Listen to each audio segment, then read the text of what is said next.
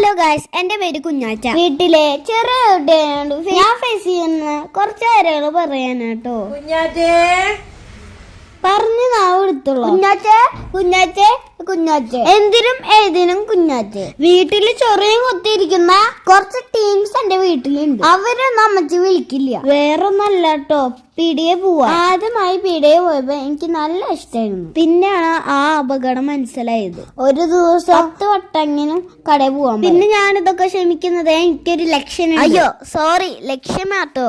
ഇതെന്റെ വീടിന്റെ അടുത്തുള്ള കടയാണ്. ഈ പീടിയൊക്കെയാണ് ഞാൻ എല്ലാ ദിവസവും. ഈ പർപ്പിൾ കളർ നോട്ട് എനിക്ക് നല്ല ഇഷ്ടമാണ്.